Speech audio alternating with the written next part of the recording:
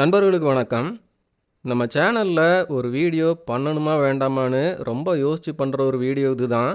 காரணம், ஒரு 2 வாரமா இந்த வீடியோக்காக Facebookல நிறைய போஸ்ட் பார்த்து, வீடியோலாம் பார்த்து, அதில் வர கமெண்ட்டு, மக்களோட மென்டாலிட்டி, வன்மம்லாம் பார்த்து ஒரு மாதிரி ஆயிடுச்சு.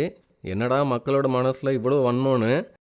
டெல்லியில் தெருநாய்கள் பிரச்சனை, அதுக்கான நீதிமன்ற தீர்ப்பில் ஆரம்பித்து, விஜய் டிவியில் நீயா நானால கோபிநாத் பற்ற வச்சு விட்டு, பெரிய பெரிய யூடியூபர்லாம் நல்ல டாபிக் கிடச்சி போச்சுப்பா, வியூஸ் சொல்லலான்னு எல்லாருமே வீடியோ போட்டு கடைசியாக பரிதாபங்கள் வீடியோ வரைக்கும் இப்போ வந்திருக்கு. தெருநாய்கள் பற்றி 10 வருஷமாக நானும் வீடியோ கொடுக்குறேன். தெருநாய்கள் பற்றி நிறையவே பேசியிருக்கிறேன். எங்கே பார்த்தாலும் போராட்டம் விவாதம்னு போயிட்டுருக்கப்போ நானும் என்னோட கருத்தை சொல்லிடலான்னு தான் இந்த வீடியோ. இது விழிப்புணர்வு வீடியோவோ, தெருநாய்கள் பற்றின ஒரு புரிதலை சொல்லி யாரையும் திருந்த சொல்லி கேட்குற வீடியோவோ இல்லை. இருந்தாலும் எப்படா பரபரப்பாக ஒரு பிரச்சனை கிடைக்கும்னு சந்தோஷமாக வீடியோ போட்டு வியூஸ் சொல்கிற அத்தனை சேனல்களும் இதை பற்றி பேசும்போது 10 வருஷமாக தெருநாய்கள் பற்றி பேசுகிற நாமளும் நம்ம கருத்தை சொல்லணும் இல்லையா? அதுக்கு தான் இந்த வீடியோ. முதல்ல இந்த பிரச்சனையில் இது வரைக்கும் நடந்ததை வேகமாக பார்த்துடலாம். டெல்லியில் தெருநாய்கள் பிரச்சனை எழுப்பப்படுது. இனி தெருவில் நாய்களே இருக்கக்கூடாது, இன்னும் ஒரு வாரத்தில் எல்லாத்தையுமே பிடிச்சி ஊருக்கு வெளியே ஒரு காப்பகம் கட்டி அதில் அடைச்சி பராமரிக்கணும்னு ஒரு ஆர்டர் வருது. அதை விலங்கு நல ஆர்வலர்கள் சட்ட ரீதியாக அணுகிறாங்க. இது நடைமுறையில் சாத்தியம் இல்லாத ஒரு விஷயம். அப்படி ஆயிரக்கணக்கான நாய்களை ஒரே இடத்துல வச்சு பராமரிக்கிறதெல்லாம் சாத்தியம் இல்லாத ஒன்று. அதுக்கான செலவுகளோ கட்டமைப்போ நம்மளால் முடியாத ஒன்றுன்னு வாதம் வைக்கப்படுது. கடைசியில் தெருநாய்களுக்கு கருத்தடை பண்ணி அவைகள் இருக்கிற இடத்துலையே திருப்பி கொண்டு வந்து விடணும்னு தீர்ப்பாகுது. அப்புறம் இது ஒரு நல்ல பிரச்சனையாக இருக்கே, அப்படியே கொளுத்து விட்டால் ஒரு மாதத்துக்கு நின்று எரியும் போலையே. Dog lovers versus dog haters, தெருநாய்கள் வெர்சஸ் பொதுமக்கள், ஏழைகள் வெர்சஸ் பணக்காரங்க, ட்ரக் மாஃபியாவின் சதி, வெளிநாட்டின் சதி, இப்படி எதையாட்டு சொல்லி அப்படியே மக்களை கிளப்பி விடலான்னு ஒவ்வொரு நியூஸ் சேனலும் சோஷியல் மீடியாவும் இதை கப்புன்னு பிடிச்சி தமிழ்நாட்டில் ஆரம்பித்து விடுறாங்க. அப்புறம் ஆளுக்கு கருத்து சொல்கிறதும் தெருநாய்களை சப்போர்ட் பண்ணுறவங்கள வச்சு பொழக்கிறதும்னு எதிர்பார்த்த மாதிரியே பிரச்சனை போயிட்டுருக்கு. டிஆர்பி ரேட்டிங் ஏற்ற சரியான பிரச்சனைன்னு கோபிநாத் மாதிரி ஆட்கள் எல்லாம் டாக் லவர்ஸ்னு ஒரு 4 பேரை கூப்பிட்டு வச்சு, நீங்கள் தெருநாய்களுக்கு சப்போர்ட் பண்ணுற மாதிரி எதையாட்டு வளருங்க, ஆனால் நீங்கள் பேசுகிறத பார்த்து மக்கள் மனசில் தெருநாய்கள் மேலே இன்னுமே வெறுப்பு அதிகமாகணும், அப்போ தான் நான் உங்களுக்கு ப்ரைஸ் கொடுப்பேன்னு நல்ல ஒரு ஸ்கிரிப்டட் ஷோவை நடத்தி டிஆர்பி ரேட்டிங்கை ஏற்றி விடுறாரு. அடுத்த நாளையிலேருந்து எதிர்பார்த்த மாதிரியே சோஷியல் மீடியாவில் அந்த ஷோ பேசு பொருளாகுது. ஷோவில் சப்போர்ட் பண்ணி பேசினவங்கெல்லாம் அடுத்த நாள் மன்னிப்பு கேட்குறாங்க, கூப்பிட்டு வச்சு ஏமாற்றிட்டாங்கன்னு கம்ப்ளைண்ட் பண்ணுறாங்க.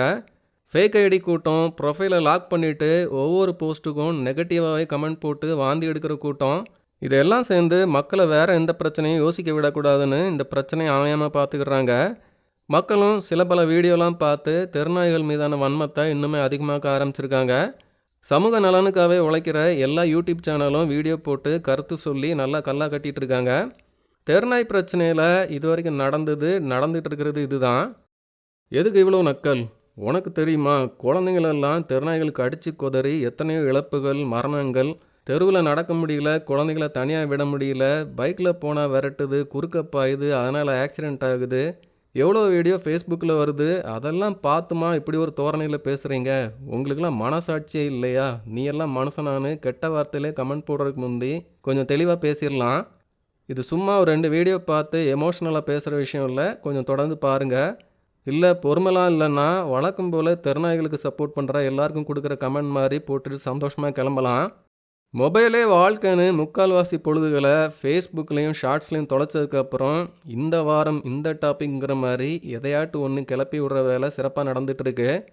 நமக்கும் பொழுது போகணும் இல்லையாங்கிற மாதிரி மக்களும் அதை பிடிச்சிக்கிட்டு இருக்கிற கருத்தை சொல்கிறேங்கிற பேரில் வன்மத்தெல்லாம் கொட்டுறது, அது ஆறுனதுக்கப்புறம் சொல்லி வச்ச மாதிரி இன்னொரு விஷயத்தை கிளப்பி விடுறதுன்னு வருஷத்தில் 365 நாளையும் மக்களை சுயமாகவே யோசிக்க விடக்கூடாதுன்னு கட்டமைச்சிருக்கிற ஒரு சிஸ்டத்தில் மக்கள் ரொம்பவே சந்தோஷமாக இருக்காங்க.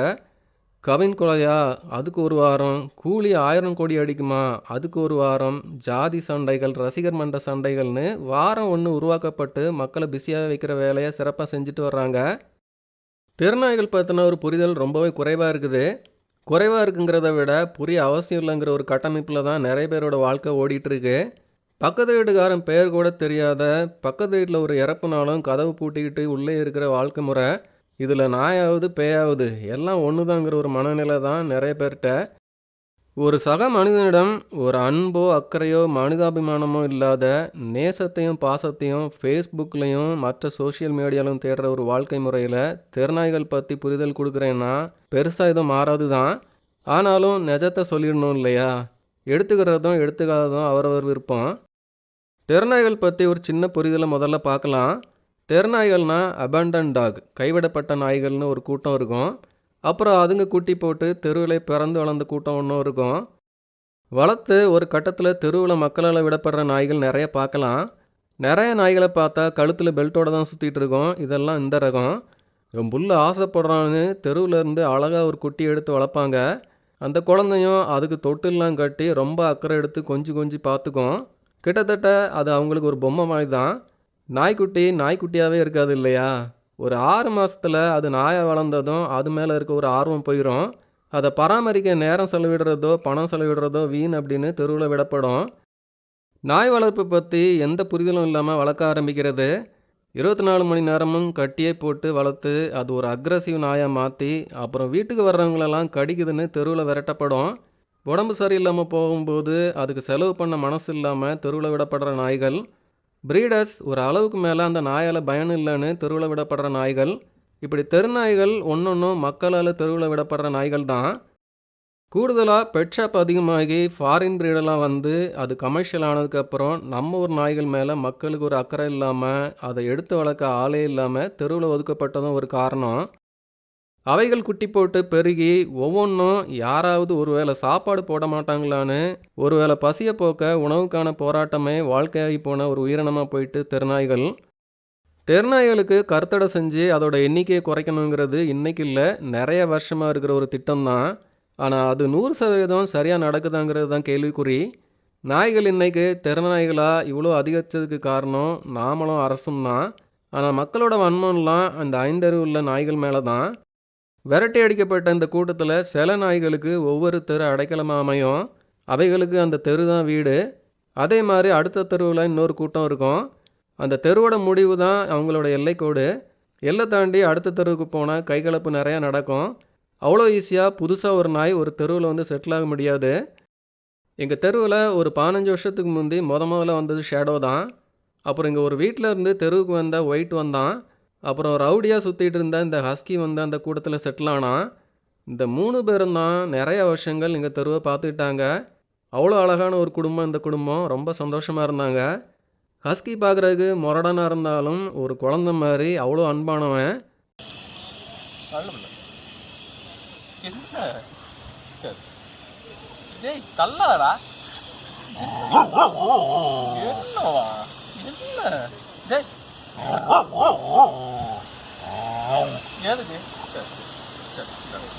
எங்கள் தெரு தான் இவங்க வீடாக இருந்துச்சு.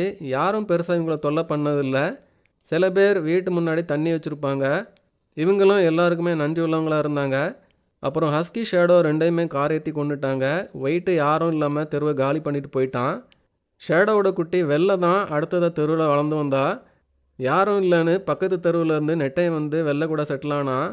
கடைசியாக பஞ்சு பாபு வந்தான். இவங்க 3 பேர் தான் பல வருஷங்களாக எங்கள் தெருவில் இருக்காங்க. இந்த 15 வருஷமாக எங்கள் தெருவில் இவங்க மட்டும்தான் இருக்காங்க. யாராவது வைக்கிற சாப்பாடு பிஸ்கட்டுன்னு எப்படியும் 3 பேரோட வயிறு நிறைஞ்சிரும். தெருவில் குழந்தைகள் விளையாண்டாலும் யாரையும் தொல்லை பண்ணுறதில்ல. இப்படி தான் எங்கள் ஏரியா முழுக்கவே. அடுத்த தெருவில் இந்த 3 நாய்கள், 3மே பெண் நாய்கள், ஒரே நாய் போட்ட குட்டி தான். இவங்களோட ஏரியா அங்கே இருக்கிற கோவிலை சுற்றி. இவங்களையும் கவனிச்சிக்க அங்கே தெருவில் சில பேர் இருக்காங்க. அப்படியே கொஞ்சம் தாண்டி போனால் இந்த பிளாக்கி, அவளோட சேர்ந்த இன்னொரு நாய். இவங்க ஏரியா அங்கே இருக்கிற ஒரு பெரிய அப்பார்ட்மெண்ட்டை சுற்றி. அந்த பெரிய அப்பார்ட்மெண்ட்லேயே செட்டிலான இந்த கற்பனையும் சேர்த்துக்கிடலாம். இப்படி ஒவ்வொருத்தருமே ஒரு தெருவை தங்களோட ஏரியாவை வச்சு அதை பாதுகாத்துக்கிட்டு அங்கே இருக்கிறவங்க போடுற சாப்பாடை சாப்பிட்டுக்கிட்டு காலத்துக்கும் நன்றியோடு அங்கேயே கிடப்பாங்க. இவன் கொஞ்சம் தள்ளி இருக்கிற ஒரு சின்ன அப்பார்ட்மெண்ட்டில் செட்டிலாக இருக்கிறான். அங்கே இருக்கிற யாரோ இவனுக்கு கொஞ்சம் பாசமும் கொஞ்சம் சாதமும் வைப்பாங்கன்னு நினைக்கிறேன். அவனோட ஏரியா அந்த சின்ன அப்பார்ட்மெண்ட்டு தான். தனியாக தான் கிடப்பான். ரொம்ப பாசக்காரன், யாரையும் தொல்லை பண்ணுறது கிடையாது. எங்கள் ஏரியா முழுக்கவே இப்படி தான். ஒவ்வொரு கூட்டத்துக்கும் ஒரு ஏரியா. அங்கே அதுங்க மேலே கொஞ்சம் கரிசனம் காட்டுற ஒரு சில மக்கள். யாரையும் கடிக்கிறது இல்லை, தொல்லை பண்ணுறது இல்லை. இந்த நாய் குட்டி போட்டப்போ அங்கே இருந்த குழந்தைகள் எல்லாத்துக்குமே அந்த குட்டிகள் தான் பெட்டு. அப்போ சம்மர் லீவுங்கிறதுனால அந்த குட்டிகளை தூக்கிட்டே தான் சுற்றிட்டு இருப்பாங்க. அந்த குட்டிகளோட தாய் அவங்கள எதுவுமே பண்ணாது. காரணம் அதோட நன்றி. எல்லா தெருவுமே அப்படி இல்ல. ஒரு 2 தெரு தள்ளி பார்த்தா அங்கே எந்த நாயுமே இருக்காது. காரணம் அங்கே இருக்கிற ஒரு சில பேர் தான். ஒரு 2 மாதம் ஆன ஒரு சின்ன நாய்க்குட்டி யாரோ அந்த தெருவில் கொண்டு வந்து விட்டுட்டாங்க போல. அது ஒரு வீட்டு முன்னாடி ஒதுங்கி நிற்குது. மேலே இருந்து பார்த்த ஒருத்தர் அதை விரட்டுறதுக்கு ஒரு பெரிய பக்கெட் தண்ணி எடுத்து அந்த சின்ன குட்டி மேலே மாடியிலேருந்து மொத்தமாக ஊற்றி விடுறாரு. இன்னொரு அம்மா கையில் ஒரு கம்போட தான் எப்போவுமே நிற்பாங்க. வெள்ளை மாதிரி அப்பாவியாக ஒரு நாய் அந்த பக்கம் போனாலும் அடிதான். குழந்தைங்க சாயங்காலம் விளையாடும் போது இதையே ஒரு வேலையாக பண்ணிகிட்டு இருப்பாங்க. அந்த குழந்தைங்களுக்கு நாய்னாலே பயங்கிற அளவுக்கு உருவாக்கி வச்சுருக்குறாங்க. அந்த தெருவில் ஒரு நாயுமே இருக்காது. அப்படியே அடுத்த தெருவில் வந்தால் நாய் குட்டி போட்டால் கூட அதை தூக்கி வச்சு விளையாடுற அளவுக்கு புரிதலும் அன்பும் உள்ள குழந்தைகள். இந்த வித்தியாசம் நாய்களால் உருவானது இல்லை, மனிதர்களால் உருவானது. இப்படி நிரந்தரமாக ஒரு தெரு கிடச்சிதுன்னா காலத்துக்கும் நன்றியோட அந்த தெருவிலே இருக்கும். இப்படி தெருவே கிடைக்காத நாய்கள் ஊருக்கு வெளியே மொத்தமாக ஒதுங்கிரும். பசிக்கு ஒருவேளை உணவு கூட போராட்டமாக, தாகத்துக்கு ஒரு மடக்கு தண்ணி கூட கிடைக்காம அவைகளோட வாழ்க்கை ஆயிரும். கூடுதலாக அவைகளை கல்லை விட்டு எரிஞ்சு அடித்து துன்புறுத்தும் போது சில சமயம் மனிதர்களை திருப்பி கடிக்க ஆரம்பிச்சிருது. இதுதான் தெருநாய்களோட வாழ்க்கை. இதுதான் தெருநாய்கள் கூட்டமாக ஊருக்கு வெளியே ஒதுங்கி புரிதல் இல்லாத மக்கள் பார்வையில் அச்சுறுத்தும் ஒரு விலங்காக காட்டப்படுற ஒரு நிலைமை. நான் ஒரு 15 வருஷமாக தெருநாய்களை பார்க்குறேன். முடிஞ்ச அளவுக்கு சில நல்ல விஷயங்களை செய்கிறேன். ஒரு பெண்குட்டியை யாராட்ட அடாப்ஷன் கேட்டால் ஒரு 100 கிலோமீட்டர் கூட காரில் எடுத்துகிட்டு போய் கொடுத்துட்டு வந்திருக்கிறேன். அந்த ஒரு குட்டிக்காவது ஒரு குடும்பம் கிடைக்கட்டுமேன்னு தான். இதை விட பல மடங்கு அக்கறை எடுக்கிற எத்தனையோ நண்பர்கள் இருக்கிறாங்க. எனக்கு தெரிஞ்சு எங்கள் தெருவுன்னு இல்லை, எங்கள் ஏரியாவில் இதுவரைக்கும் தெருநாய்கள் கூட்டமாக விரட்டுது, மக்களை கடிக்குதுன்னு எந்த பிரச்சனையும் வந்ததில்லை. ஆனாலும் குறை சொல்கிற மக்கள் கூட்டம் இருக்க தான் செய்யுது. பாவமாக போகிற நாய்களை பார்த்து பயந்து கல்லை விட்டோ கம்பை வச்சு அடித்தோ தங்களோட பயத்தை நியாயப்படுத்துகிற மக்கள் கூட்டமும் இருக்குது. ஒரு சின்ன குட்டி மேலே தண்ணியை ஊற்றி சந்தோஷப்பட்டுக்கிட்ட ஆள் மாதிரி கூட்டமும் இருக்க தான் செய்யுது. யாரையும் கருத்து சொல்லியோ விளக்கம் சொல்லியோ திருத்த முடியாது. சரி, குழந்தைங்கள கூட்டம் கூட்டமாக தாக்குற அவ்வளோ வீடியோ வருது. நாய் கடிச்சு இறந்து போன குழந்தைகள், பெரியவர்கள் இருக்காங்க. வண்டியில் குறுக்க பாஞ்சு ஆக்சிடென்ட் ஆகி உயிரை பறி கொடுத்தவங்க, கை கால் போய் வாழ்க்கையே போராட்டமாக போனவங்கலாம் இருக்கிறாங்க. நிம்மதியாக குழந்தைகளை தெருவில் விளையாடக்கூட விட முடிகிறதில்ல. இதை பற்றி அவ்வளோ வீடியோ சோஷியல் மீடியாலலாம் வருது. அதெல்லாம் பார்த்தும் இப்படி நியாயப்படுத்துவீங்களான்னு ஒரு கேள்வி வரும் இல்லையா? கேள்விலாம் வர்றதில்ல, கெட்ட வார்த்தையில் அர்ச்சனை தான் வருது இப்போல்லாம். அதை பற்றியும் இப்போ பேசலாம். கடந்த சில வாரங்களாக அவ்வளோ வீடியோ, அவ்வளோ போஸ்ட்டு. எந்த அளவுக்கு தெருநாய்கள் மீதான வெறுப்பை மக்கள்கிட்ட அதிகப்படுத்த முடியுமோ, எந்த அளவுக்கு அதை வச்சு ஒரு வீடியோக்கும் போஸ்ட்டுக்கும் வியூ கிடைக்க வைக்க முடியுமோ, டிஆர்பி ரேட்டிங்கில் டாப் கொண்டு வர முடியுமோ, அதை சிறப்பாக ஒவ்வொருத்தருமே செஞ்சிட்ருக்காங்க. நாய் ஃபோட்டோவை கூட கொடூரமான விலங்குங்கிற மாதிரி தான் போட்டுட்ருக்காங்க. எல்லாமே ஒரே புள்ளியில் தான் வந்து நிற்குது. அது தெருநாய்களால் நடக்கிற உயிரிழப்புகள் இல்லையா? ரேபீஸால் நடக்கிற அகால மரணங்கள், விபத்துகளாகி கை கால் போய் வாழ்க்கையே போராட்டமாயிருது. இதைத்தான் தெருநாய்களோட பிரச்சனையாக பேசுகிறோம் இல்லையா? ஐயோ, அந்த வீடியோ பார்த்து மனசே உடஞ்சி போச்சு. புள்ளைய பறி கொடுத்த அந்த தகப்பன் அந்த டிவி ஷோவில் கண்ணீர் விடுறதை பார்த்து 2 நாளாக தூக்கம் வரல. இப்படி தான் நிறையா போஸ்ட் ஓடிட்டுருக்கு. இது ஒன்று தானே தெருநாய்கள் வெறுப்புக்கு ஒரே ஒரு காரணி. உயிரிழப்புகள், அதுக்கு சக மனிதர்கள் மீதான மக்களோட அக்கறை பற்றி கொஞ்சம் விரிவாக பேசலாம். சொல்கிறதுக்கு முந்தையே சொல்லிடுறேன், நீங்கள் அதை சரி பண்ணுங்க, அப்புறம் தெருநாய் பக்கம் வாங்கணும். நீங்கள் முதல்ல திருந்துங்க, அப்புறம் தெருநாயை சரி பண்ணலாங்கிற தோரணையிலையும் நான் இதை சொல்ல வரல. கொஞ்சம் பொறுமையாக கேட்டுட்டு தொடரலாம். இப்போது தெருநாய்கள் பற்றி வர்ற சில 100 வீடியோக்கள் மாதிரி நானும் சில வீடியோக்கள் பார்த்துருக்குறேன். சாலை விபத்துகள் பற்றி. ஒரு மெயின் ரோட்டில் பிஸியாக நிறையா வண்டிகள் போயிட்டுருக்குது. அதில் ஊருக்குள்ளேருந்து சின்னதாக ஒரு ரோடு சேருது. அந்த மெயின் ரோட்டில் ஒரு கணவன் மனைவி பைக்கில் நிதானமாக வந்துட்டு இருக்காங்க. அந்த சின்ன ரோட்லேருந்து ஒருத்தன், நல்ல டிராஃபிக்காக இருக்க ஒரு மெயின் ரோட்டில் போய் ஜாயின் பண்ணுறோம், வண்டியை நிறுத்தி நிதானமாக பார்த்து மெர்ஜ் ஆகணுங்கிற ஒரு உணர்வே இல்லாமல் அப்படியே வந்து உள்ளே ஏறுறான். அந்த கணவன் மனைவி அந்த பைக்கை லேசாக உரசி விட்டுட்டு அது பாட்டுக்கு போயிடுறான். அந்த கணவன் பேலன்ஸ் போய் அப்படியே அந்த 2 வீலர் சரியுது. பக்கத்தில் வந்துட்டு இருந்த ஒரு லாரி டயருக்கு நடுவில் அந்த லேடி விழுறாங்க. லாரி டயர் அவங்க மேலே ஏறி அந்த இடத்துலையே அவங்க இறந்துடுறாங்க. அந்த கணவனும் மனைவியும் ஒரு நிமிஷத்துக்கு முந்தி சந்தோஷமாக 10 வருஷமாக இருந்த கடனை இன்றைக்கி அடைச்சிட்டோம், இனி நிம்மதியாக இருக்கலான்னு பேசிகிட்டே வந்திருக்கலாம். போன வாரம் கட்டி கொடுத்து அவங்க பிள்ளைய பார்த்துட்டு சந்தோஷமாக திரும்பி வந்துட்டு இருந்திருக்கலாம். எண்ணற்ற கனவுகளோட ஒரு வாழ்க்கை வாழ்ந்துட்டு இருந்திருக்கலாம். எவனோ ஒருத்தனோட அஜாக்கிரதை தெனாவிட்டு இன்னொருத்தர் வாழ்க்கையை ஒரு நொடியில் சிதைச்சிட்டு போயிடுது. ஒரு குழந்தை தெருவில் விளையாடிட்டு இருக்குது. அந்த ரோட்டில் 40க்கு மேலவே ஓட்டக்கூடாத ஒரு ரோடு. ஒரு ஸ்போர்ட்ஸ் பைக்கில் ஒரு 100ல் வந்து ஒருத்தன் அடித்து போட்டுட்டு போயிட்டே இருக்கிறான். ஒரு நொடியில் மொத்தத்தை இழந்து ஒரு குடும்பம் தெருவில் நிற்குது. நானும் ஒரு 100 வீடியோ இப்படி ஷேர் பண்ணலாம். விபத்துங்கிற பேரில் நடக்கிற படுகொலைகள் இங்கே ஏராளம். ஒரு நிமிஷத்தில் மொத்த வாழ்க்கையும் தொலைச்ச குடும்பங்கள் பல ஆயிரம். தெருநாய் கடிச்சு உயிர் போகிறத இங்கே நியாயப்படுத்தலை. ராபிஸ் வந்து உயிர் போகிறத இது கூட கம்பேர் பண்ணி இதுக்கெல்லாம் கோவப்படாத மக்கள் தெருநாயை எதுக்கு குறை சொல்லணுங்கிற வாதத்தை இங்கே வைக்கலை. நான் முடிச்சுக்கிறேன், அப்புறம் கமெண்ட்டில் திட்டலாம். இன்றைக்கி சக மனிதன் மீதான ஒரு குறைஞ்சபட்ச அக்கறை நல்லெண்ணங்கிறது இல்லாமலே ஆயிட்டுங்கிறது தான் உண்மை. அதுதான் சாலைகளில் பிரதிபலிக்கிறத நம்ம பார்க்க முடியுது. ஒரு 10 கிலோமீட்டர் சிட்டிக்குள்ளே போயிட்டு வர்றதுக்குள்ளே அவ்வளோ டென்ஷன் ஆகுது. ராங் சைடில் அவ்வளோ ஸ்பீடாக வர்றாங்க. நம்ம ஏதாட்டு சொன்னால் நம்மளே திட்டுறது. ஒழுங்காக இண்டிகேட்டர் போடுற ஒரு பழக்கம் கூட மக்கள்கிட்ட இல்லை. இண்டிகேட்டர் போடுறது நம்ம பின்னாடியே வர்ற ஒருத்தனுக்கு, தம்பி நான் ரைட்டில் போகிறேன், திடீர்னு ஸ்லோ ஆகி நிறுத்தி டர்ன் பண்ணுவேன், நீ கொஞ்சம் பார்த்து லெஃப்டில் அலைன் ஆகி போயிரு அப்படின்னு சொல்கிறது தான். நம்ம ஆளுங்க 3/4 பேர் இண்டிகேட்டர் போடுறதே இல்லை. போட்டாலும் எப்படின்னா சடனாக நின்றுட்டு அப்புறம் இண்டிகேட்டர் போடுறது. எவனாவது இடிச்சிட்டா நான் தான் இண்டிகேட்டர் போட்டிருக்கேன்லான்னு நியாயப்படுத்தலாம், சண்டை போடலாம் பாருங்கள். இன்னொரு கூட்டம் இண்டிகேட்டர் போட்டால் அதை அப்புறம் எடுத்து விடுறதே கிடையாது. லெஃப்டில் போகிறானா ரைட்டில் போகிறானான்னு 10 கிலோமீட்டருக்கு அவன் ஸ்ட்ரெயிட்டாகவே போயிட்டுருப்பான். இண்டிகேட்டர் போடாமல் திடீர்னு நின்று அதை எதிர்பார்க்காம பின்னாடி வந்தவங்க மோதி ஆக்சிடெண்ட் ஆகி உயிர் போய் கை கால் போய் நடந்த விபத்துகள் நிறைய இருக்குது.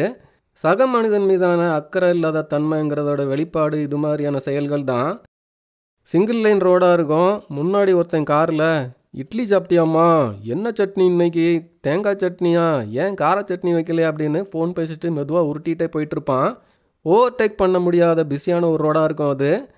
பின்னாடி ஒரு 10 காரு ஸ்டக் ஆகி அவன் முன்னாடியே போயிட்டுருப்பாங்க. அவசர வேலையாக போக வேண்டிய ஒருத்தன் வேறு வழி இல்லாமல் ஓவர்டேக் எடுக்க பார்ப்பான். எதிரில் வந்த ஒரு லாரி மோதி ஆக்சிடெண்ட் ஆகி உயிரே போயிருக்கோம். ஃபோன் பேசிட்டு போனவன் அது பாட்டுக்கு போயிட்டே இருப்பான். இதுக்கு நம்ம வச்சுருக்க பேர் விபத்து. எதுக்கு அவசரப்பட்டு ஓவர்டேக் பண்ணணும்னு குத்தமும் சொல்லிகிட்டு இருப்போம். ஹைவேல ஓவர் ஸ்பீடில் போய் கண்ட்ரோல் இல்லாமல் டிவைடர் எல்லாம் தாண்டி எதிரில் பைக்கில் வந்த ஒரு அப்பாவி பலியாகிற எத்தனையோ நியூஸ் பார்க்குறோம். பஸ் மோதி டிவிஎஸ் 50ல் பாவமாக ஒரு ஓரமாக போன முதியவர் பலி. இப்படி தினம் தினம் எத்தனையோ செய்திகள். இது எல்லாத்துக்குமே பேர் நம்ம அகராதியில் விபத்து இல்லையா? கண் கூசுற அளவுக்கு எல்இடி லைட் ஹை பீமில் போட்டு தான் தெருவுக்குள்ளே ஓட்டுவோம். எதிரில் வர்றவனுக்கு ரோடு தெரிஞ்சா என்ன தெரியலனா என்ன, ஏதாட்டு பள்ளத்துக்குள்ளே விழுந்து செத்தா நமக்கு என்ன, நமக்கு மட்டும் ரோடு தெளிவாக தெரிஞ்சால் போதும். இப்படி ஹை பீம் எப்போ தேவை, லோ பீமில் எப்போ ஓட்டணும்னு புரிதலே இல்லாத ஒரு பெரிய கூட்டம். ஒரு ரோட்டில் ஒரு நிதானம் கிடையாது, பொறுமை கிடையாது. சக மனுஷனும் மனுஷன் தானேன்னு ஒரு சின்ன எண்ணம் கூட கிடையாது. ஃபோன் பேசிகிட்டே தான் ஓட்டுவோம், இண்டிகேட்டர் போட மாட்டோம், ராங் சைடில் தான் ஓட்டுவோம். எப்போவுமே ஓவர் ஸ்பீடு ரேஷ் டிரைவிங் தான். இன்னொருத்தையும் கவனமாக ஓட்ட போய் இன்றைக்கி 3/4 விபத்துகள் தடுக்கப்படுதுங்கிறது தான் உண்மை. இன்றைக்கி கணக்குப்படி இந்தியாவில் 4.5 லட்சம் விபத்துகள் வருஷம் நடக்குது. 1.5 லட்சத்துக்கும் அதிகமான மரணங்கள் ஒவ்வொரு வருஷமும் நிகழுது. கிட்டத்தட்ட ஒவ்வொரு நாளும் 500 பேர் சாலை விபத்துகளில் இறக்குறாங்க.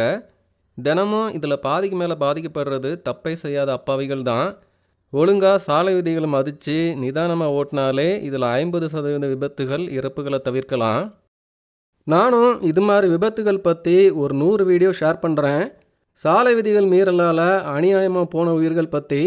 கோபிநாத் நீயா நானால் பாதிக்கப்பட்டவர்கள் ஒரு பக்கமும், அது விபத்து தவிர்க்க முடியாதுங்கிறவங்க ஒரு பக்கமும்னு விவாதிக்க வச்சு, நான் முந்தி சொல்லியிருக்க விபத்துகளில் பாதிக்கப்பட்டவங்க எல்லாருமே, ஐயோ ஒரே ஒரு புள்ள 5 வயசு தான் பைக்கில் அடித்து கொண்டுட்டாங்களே அப்படின்னு கதர்னா, அடுத்த நாளே மக்கள் எல்லாரும் சாலை விதிகளை கடைப்பிடிச்சி சக மனிதன் மீதான ஒரு அக்கறையோட நிதானமாக வண்டி ஓட்ட போகிறாங்களான்னா 1% மாற்றம் கூட வராது, உறுதியாக சொல்லலாம். காரணம் ரொம்ப சிம்பிள். இந்த சோஷியல் மீடியாவும் தொலைக்காட்சியும் முழுக்க முழுக்க நெகட்டிவிட்டியை மக்கள் மனசில் விதைச்சதுக்கப்புறம் மக்கள் மனசில் இந்த 3 விஷயம் ஆழமாக பதிஞ்சிருக்கு. ஒன்று, எல்லாத்தையுமே நியாயப்படுத்துறது. அப்படியே ராங் சைடில் வந்து இடித்தா கூட நம்ம ஏங்க பார்த்து போகக்கூடாதுன்னு கேட்டால் வர்ற பதில் பொடா மயிறு அப்படிங்கிறதா தான் இருக்கும். இல்லை 2 கெட்ட வார்த்தையாக இருக்கும். தான் என்ன செஞ்சாலும் நியாயப்படுத்துறது, யார் குத்தம் சொன்னாலும் தாக்குறதுன்னு ரொம்ப கேவலமான ஒரு மனநிலை நிறைய பேர்கிட்ட பார்க்க முடியுது. அடுத்தவங்க செத்தா கூட பரவாயில்லைங்கிற அளவுக்கு நிறைய பேரோட மனநிலை மாறி இருக்கிறத பார்க்க முடியுது. இதில் ஒரே ஒரு வீடியோவை காட்டி மக்கள் மனசில் வெறுப்பை வன்மத்தை நிறைய உருவாக்கலாம், நிறைய நெகட்டிவிட்டியை உருவாக்கலாம். ஆனால் 1000 வீடியோ ஷேர் பண்ணாலும் நல்ல விஷயத்தையோ பாசிட்டிவிட்டியோ உருவாக்குறது ரொம்பவே கடினம். அதுதான் இந்த ஃபேஸ்புக் மாதிரியான சோஷியல் மீடியாவோட வெற்றி. அது மாதிரியான ஒரு கட்டமைப்பை உருவாக்க தான் இங்கே எல்லாமே நடக்குது. ரெண்டாவது, எளியவன் ஒருத்தன் கிடைச்சா தன்னோட வீரத்தை காட்டி தான் நியாயவாதி, சமூக அக்கறை இருக்குன்னு தனக்குத்தானே திருப்தி பட்டுக்கிற ஒரு மனநிலை. ஹோட்டலில் சில பேரை பார்க்கலாம், சர்வர்கிட்ட போய் வீரத்தை காட்டிகிட்டு இருப்பாங்க. தண்ணி கேட்டால் ஊற்றுறது இல்லையா, சாம்பார் கேட்டால் உடனே கொண்டு வர தெரியாதான்னு ஒரு பெரிய கலவரத்தை உண்டு பண்ணிகிட்டு இருப்பாங்க. மேனேஜர் வரைக்கும் பிரச்சனையை கொண்டு போய் சர்வரை மன்னிப்பு கேட்க வச்சு சந்தோஷப்படுவாங்க. வெளியே வந்தால் ஒரு டிராஃபிக் கான்ஸ்டபிள் நிறுத்தி டாக்குமெண்ட்லாம் சரியாக இருந்தாலும் காசு பிடுங்க ஏதாட்டு குத்தம் கண்டுபிடிச்சி ஃபைன் போடுவேன்னு சொல்லுனா கோவமே வராது. சொல்லுங்கள் சார், சாரி சார், பார்த்து பண்ணுங்க சார் அப்படின்னு ஏகத்துக்கும் குனிஞ்சு கும்பிடு போட்டுட்டு இருப்பாங்க. அங்கே தன் பக்கம் நியாயம் இருந்தாலும் கோவமே வராது. இந்த தெருநாய் பிரச்சனையில் கூண்டோட காலி பண்ணிடணும், விஷம் வச்சு கொண்டு வரணுங்கிற வீரம்லாம் இந்த ரகம்தான். எங்கே கோவம் வரணுமோ அங்கே வராது. தெருநாய்களுக்கு சாப்பாடு வைக்க வர்றவங்ககிட்ட வீரத்தை காட்டுறது, ரொம்ப கேவலமாக திட்டுறது, அதில் ஒரு திருப்தி. மூணாவது, தன்னால் முடியாத ஒன்றை இன்னொருத்தன் பண்ணும்போது ஏதாட்டும் ஒரு குத்தம் கண்டுபிடிச்சி குறை சொல்லி நீயும் நானும் ஒன்று தான், நீ பண்ணுறது ஒன்றும் பெருசு இல்லைன்னு மட்டம் தட்டி எந்த ஒரு நல்ல விஷயத்துக்கும் துரும்ப கூட கிள்ளி போடாத தன்னை சரிசமமாக்கி சந்தோஷப்பட்டுக்கிடுறது. கொசுவை கொல்றவன், எறும்புக்கு மருந்து போடுறவன், கரப்பாம்பூச்சியை காலி பண்ணுறவன்லாம் தெருநாய் மேலே பாசம் காட்டுறான். எல்லா உயிரும் ஒன்று தானே, ஹஹஹா அப்படின்னு ஒரு நக்கலாக 2 கமெண்ட்டை போட்டு 2 மீம்ஸை க்ரியேட் பண்ணி நீ எல்லாம் பெரிய ஆள் இல்லை, நீ பண்ணுறது ஒன்றும் பெரிய விஷயம் இல்லைன்னு திருப்தி பட்டுக்கிறது. இதை எல்லா விஷயத்தையுமே பண்ணி ஒரு துரும்ப கூட கிள்ளி போட மனசு இல்லைனாலும் நீயும் நானும் ஒன்று தான் அப்படின்னு திருப்தி பட்டுக்கிறது. நீயா நானால கோபிநாத் சிறப்பாக இதை செஞ்சுருந்தாரு.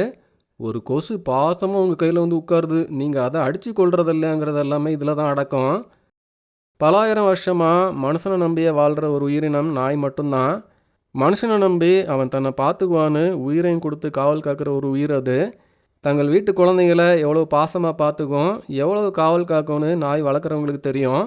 இன்றைக்கி ஃபாரின் ப்ரீடு மோகம் பரபரப்பாக மாற்றிக்கிட்ட வாழ்க்கையில் தெருவில் விரட்டப்பட்டு ஒரு வேளை பசியார பாவமாக சுற்றிட்டு இருக்குது.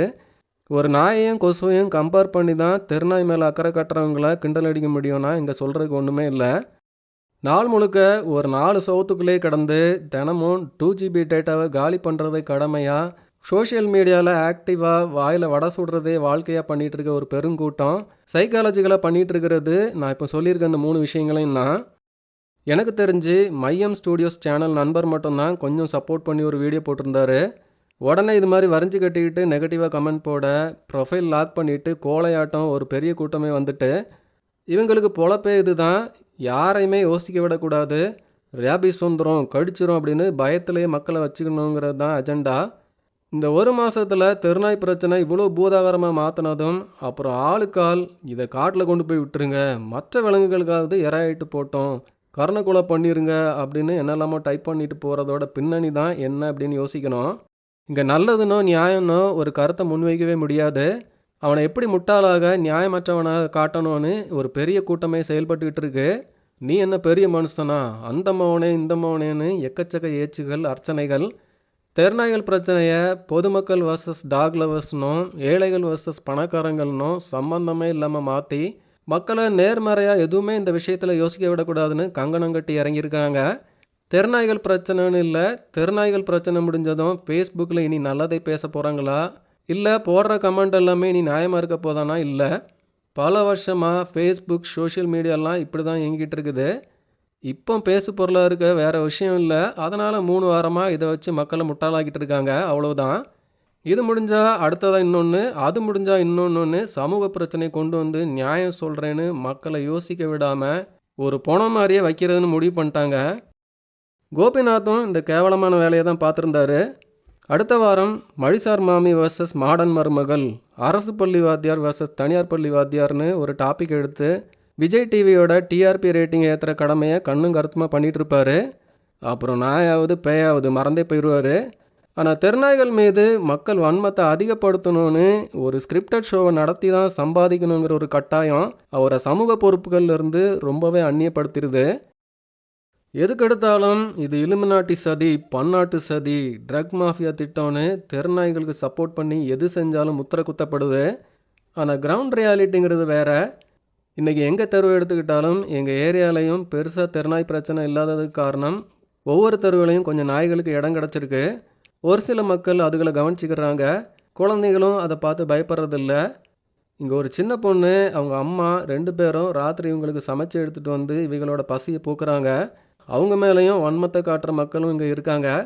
அதெல்லாம் கண்டுக்காம இவைகள் பாவம்னு என்ன வேலை இருந்தாலும் அடமழையாக இருந்தாலும் பொருட்படுத்தாமல் இங்கே வந்து சாப்பாடு வைப்பாங்க. அந்தந்த தெருவில் கொஞ்சம் பேராவது இதுங்க மேலே கொஞ்சம் அக்கறை காட்டுறாங்க. அதுங்க காலத்துக்கும் அந்த தெருவில் இருந்துக்கும். இதில் வெள்ளை, நெட்டையன், இந்த 3 நாய்களில் 2 நாய்கள், பிளாக்கி, அவ கூட இருக்க வெள்ளை எல்லாருக்குமே பர்த் கண்ட்ரோல் பண்ணி விட்டாச்சு. இது எல்லாமே அந்த பொண்ணு அவள் அம்மா சொந்த காசில் அவங்க நேரம் செலவு பண்ணி செஞ்சு விட்டாங்க. அவங்க இதெல்லாம் எதுக்கு பண்ணணும், அவங்க பின்னாடி ட்ரக் மாஃபியா இருக்குன்னுலாம் இல்லை, இதுதான் நிஜம். இன்னைக்கு கோபிநாத் மாதிரி, கோபி சுதாகர் மாதிரி வாரம் ஒரு சமூக பிரச்சனை, கருத்தை சொல்கிறேன் பார், என் பக்கத்து நியாயத்தை சொல்கிறேன் பார் அப்படின்னு ஸ்டூடியோவில் கேமரா வச்சு பேசுகிறவங்க தான் சமூக நல காவலர்கள். ஒரு வீடியோ போட்டால் நீங்கள் தான் சரியாக சொல்லியிருக்கீங்க, வாழ்த்துக்கள் அப்படின்னு அவ்வளோ பாராட்டுகள். ஆனால் களத்தில் இறங்கி தங்களோட நேரத்தை செலவிட்டு செயல்படுறவங்களுக்கு கொடுக்குற பட்டம், நீ பீட்டா ஆளு, ட்ரக் மாஃபியா கைக்கூலி அப்படின்னு. ஆனால் நிஜம் என்னென்னா, எத்தனையோ பேர் தங்களோட நேரத்தை பணத்தை செலவிட்டு தெருநாய்கள் பிரச்சனைக்கு ஒரு தீர்வு கொண்டு வர முயற்சிக்கிறாங்க. சென்னையில் ஒரு தோழி ஒருத்தவங்க கையெல்லாம் கடிப்பட்டு ஃபோட்டோ அனுப்பிச்சிட்டு இருப்பாங்க. ஏங்க இப்படிலாம் ரிஸ்க் எடுக்கிறீங்கன்னா, ரொம்ப பாவமாக இருக்குது சிவானா, குட்டிலாம் போட்டு ஒன்று அடிப்பட்டு சாகும்போது கஷ்டமாக இருக்குது, அதோட அம்மாவுக்கு எப்படியாட்டும் ஆப்ரேஷன் பண்ணி விட்டுறோன்னு சொல்லிட்டு இருப்பாங்க. எல்லாருமே சொந்தமாக செலவு பண்ணி தான் ஒவ்வொரு நாய்க்கும் ஆப்ரேஷன் பண்ணி விட்டுட்டு இருக்காங்க. ஆகுனா இவங்களுக்கு குடும்பம் கிடையாது, அம்மா அப்பாவை கூட பார்த்துக்க மாட்டாங்க, ஆனால் நாயின்னு அலைவாங்கன்னு கமெண்ட்டை போட்டு சந்தோஷப்பட்டுக்கிறது. இன்றைக்கி நாய் ஆர்வலர்கள், விலங்கு நல ஆர்வலர்கள்னு கிண்டல் அடிக்கப்படுகிற இவங்க எல்லாருமே ரொம்ப கஷ்டப்பட்ட மக்கள் தான். இவங்களுக்கு ஒரே ஆசை தான், நாய்கள் தெருவில் இருந்து கஷ்டப்படக்கூடாது, மெதுவாக அவைகள் பெறுகிறத கட்டுப்படுத்தணும் அப்படிங்கிறது தான். அதுக்கு தான் பர்த் கண்ட்ரோல் எல்லாம் அவங்க நேரம் பணம் எல்லாம் செலவு பண்ணி செஞ்சிட்ருக்காங்க. இது மாதிரி மக்கள் இருக்கிறதுனால தான் மக்களும் தெருவில் நாய் கடிக்குது விரட்டுதுங்கிற பிரச்சனைகள் இல்லாமல் இருக்காங்கங்கிறது தான் உண்மை. இது நிறைய பேருக்கு புரிய போகிறதில்ல. கல்லை விட்டு எரிஞ்சா கம்பை வச்சு அடித்தா அஞ்சறிவு இல்லாது என்ன பண்ணும்? கொஞ்சம் பாசம் காட்டுனா எங்கள் தெரு மாதிரி சுற்றி இருக்க தெருக்கள் மாதிரி தெருநாய்கள் இருந்தாலும் பிரச்சனை இல்லாமல் இருக்கும். அடித்து விரட்டப்படுற தெருக்கள் கிடைக்காத நாய்கள் தான் ஊருக்கு வெளியே கூட்டமாக ஒதுங்குது. நம்ம இன்றைக்கி பண்ணிகிட்டு இருக்கிறது இந்த பிரச்சனைக்கு ப்ராக்டிக்கலாக ஒரு தீர்வு. இப்போ இருக்க நாய்களுக்கு எல்லாத்துக்குமே கொஞ்சம் கொஞ்சமாக கருத்தடை பண்ணிவிடணும். மக்கள் முன் வந்து ஃபாரின் பிரீடை விட்டு நம்ம ஒரு நாய்களை எடுத்து வளர்க்கணும். முடிஞ்சால் ஒரு சில நாய்களுக்கு அவங்க தெருக்களில் அடைக்கலும் கொடுக்கலாம். காலத்துக்கும் நன்றியோடு இருக்கும். அவைகளை விரட்டி தான் பிரச்சனை அதிகமாகுதுங்கிறது புரியணும். தெருநாயினாலே ரேபிஸுங்கிற ஒரு பயத்தை முடிஞ்ச அளவுக்கு உருவாக்க பார்க்குறாங்க. ரேபிஸ் பாதித்த நாய்கள் பார்த்தாலே தெரியும். எல்லா நாய் எச்சில்லையும் ரேபிஸ் இருக்குங்கிற மாதிரி மக்கள் மனசில் ஒரு பயத்தை உருவாக்க பார்க்குறாங்க. பயம் இருந்துச்சுன்னா விலகி இருக்கலாம், அதுக்காக அடித்து விரட்ட வேண்டிய அவசியம் இல்லை. ஒரு கதை அளந்து விடுறாங்க பாருங்கள், ட்ரக் மாஃபியா கோடிக்கணக்கில் கொல்ல அப்படி இப்படின்னு. அதுக்கு பசியில் சுற்றுற நாய் என்ன பாவம் பண்ணுச்சு? அது 2 கூட்டத்துக்கும் நடுவில் பாவமாக நின்றுக்கிட்டு யாராட்டும் எடுத்து வளர்த்துட மாட்டாங்களா, ஒருவேளை சாப்பாடு போட்டுற மாட்டாங்களான்னு பரிதாபமாக நிற்குது. நாய் கூட்டமாக இருக்குது, ரேபிஸ் தாக்கி யாரை பார்த்தாலும் விரட்டுதுன்னா கம்ப்ளைண்ட் பண்ணி வந்து பிடிச்சு கொண்டு போகிறது கவர்மெண்ட் வேலை தானே. அதுக்குன்னு ஒதுக்கப்படுற நிதிகள் எந்த அளவுக்கு பயன்படுதுங்கிறது களத்தில் இருக்கவங்களுக்கு தான் தெரியும். தெருநாய்கள் மேலே வர்ற கோவத்தை அங்கே காட்டலாம், ஏதாட்டும் முன்னேற்றம் வரும். நானெல்லாம் நாயின்னு இல்லை, ஒரு குருவி காக்கா கூட கூட பேசுகிற ஒரு ஜாதி.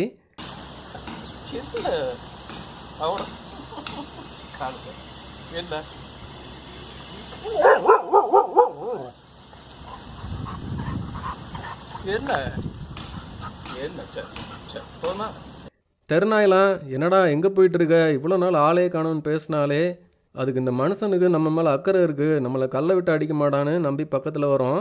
இதுங்கெல்லாம் நான் என்ன குட்டியிலேருந்து 10 வருஷமாக வளர்க்குற நாய்களா? சும்மா ஒரு நாள் ஒரு பிஸ்கட் போட்டால் போதும் எவ்வளோ க்ளோஸ் ஆகிடுறான்னு பாருங்கள். இதை பார்த்து நானும் கையில் பிஸ்கட் கொடுக்குறேன்னு முயற்சி பண்ண வேணாம், அதுக்கெலாம் ஒரு தனி புரிதல் வேணும். அதை சும்மா வீடியோ பார்த்துலாம் ட்ரை பண்ணாதீங்க. நாயின்னு இல்லை, நம்ம வீட்டுக்கு வர்ற காக்கா குருவி கூட நம்ம கூட கம்யூனிகேட் பண்ணோம். அது இந்த இயற்கை மனிதர்களுக்கு கொடுத்த ஒரு வரம். ஆனால் நாம் ஒரு ஸ்க்ரீனில் வாழ்க்கையோட சந்தோஷத்தை தேடிட்டு இருக்கோம். மக்களுக்கு இன்னுமே புரியலை, நம்மளெல்லாம் ஒரு சோஷியல் மீடியா அடிமையாக வச்சுருக்கணும். அதுக்காக கட்டமைச்சிருக்கிற ஒரு அமைப்பு தான் இந்த ஃபேக் ஐடி ப்ரொஃபைலை லாக் பண்ணிவிட்டு நெகட்டிவ் கமெண்ட்டாகவே போடுற ஒரு குரூப் எல்லாமே.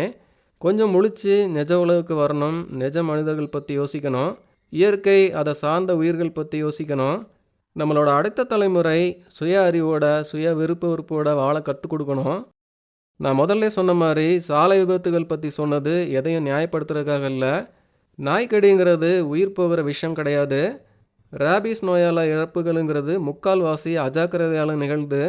எந்த நாய் கடித்தாலும் உடனே ஒரு 3 ஊசி போட்டால் 100% எந்த பாதிப்பும் வராது. அதுக்கான ஒரு விழிப்புணர்வை கண்டிப்பாக செய்யணும். ஆனால் சாலை விபத்துகளுங்கிற பேரில் எவனோ ஒருத்தனோட அஜாக்கிரதையால் ஒரு நிமிஷத்தில் அநியாயமாக போகிற உயிர்கள், அதனால் மொத்த வாழ்க்கையுமே நிர்மூலமாகி நிற்கிற குடும்பங்கள். அஜாக்கிரதைங்கிறது வேகமாக ஓட்டுறதுலேருந்து, ஃபோன் பேசிகிட்டே ஓட்டுறதுலேருந்து, இண்டிகேட்டர் போடாமல் ஓட்டுறதுன்னு எல்லாமே தான் விபத்தை ஏற்படுத்துது. இந்த கண்ணீர் கதைகளுக்கு இம்மி அளவு கூட மாறாத மக்கள் கூட்டம் 4 தெருநாய் வீடியோ பார்த்து அவ்வளோ வன்மத்தை வளர்த்துக்கிறதும், நீயானான பார்த்து கண்ணீர் விடுறதெல்லாம் ரொம்பவே முரணாக தான் இருக்குது. புரியும்னு நினைக்கிறேன். இன்றைக்கி மாறிப்போன வாழ்க்கை முறைன்னு சொல்லி நம்ம பண்ணுற தப்பு பாவம் எல்லாத்தையுமே நியாயப்படுத்தலாம். எளியவன் கிடைச்சா நம்ம வன்மத்தை முழுக்க காட்டலாம். நிஜமில்லாத ஒரு போலி உலகத்தில் சந்தோஷத்தையும் நிம்மதியும் தேடலாம். ஆனால் இயற்கை ரொம்ப அழகானது, சக்தி வாய்ந்தது. சோஷியல் மீடியாவில் 4 போஸ்ட்டு போட்டு வீடியோ போட்டு முகம் தெரியாத 4 பேரை திட்டி வன்மத்தை காட்டி இன்னைய பொழுதுகள் சுகமாக போனது போல தான் தெரியும். விழித்து பார்க்கும்போது வாழ்க்கையில் ஒன்றுமே இருக்காது. அடுத்த தலைமுறைக்கு கூட நல்ல எண்ணத்தை, இயற்கை மீதான ஒரு நம்பிக்கையை, பிற உயிர்கள் மீதான ஒரு பாசத்தை கொண்டு சேர்க்காம பாவத்தை இன்றைக்கி மூட்டை மூட்டையாக சேர்த்து வைக்கலாம். அது என்னைக்காவது திருப்பி கவும்போது வாழ்க்கை சிதைஞ்சு போயிடும். முடிஞ்சால் மக்கள் அதுலேருந்து மீண்டு வரட்டும். இன்றைக்கி எத்தனையோ ஏச்சிகள் சாபங்கள் வாங்கினாலும் தெருநாய்களுக்கு தங்களால் முடிஞ்ச பாசத்தையும் அக்கறையும் காட்டுற சகோதர சகோதரிகளுக்கு என்னோட வணக்கங்கள். இந்த பிரச்சனையை சட்ட ரீதியாக அணுக எல்லா முயற்சிகளையும் செய்யும் செலினா சகோதரி மாதிரியான நண்பர்களுக்கு என்னோட நன்றிகள். சாலை விபத்தோ ராபிஸ் மரணங்களோ அகால மரணங்கள் நிகழாமல் இந்த இயற்கை எல்லாரையுமே காக்கட்டும், எல்லாருமே நல்லா இருக்கட்டும்னு சொல்லி இந்த வீடியோவை முடிக்கிறேன். நன்றி.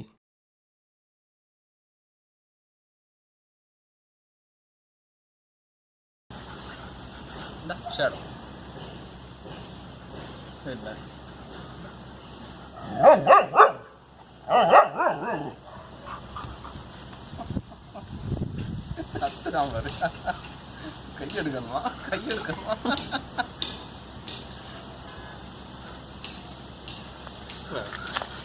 என்னடா? சரி சரி சரி, ஓகே, உட்காரு உட்காரு.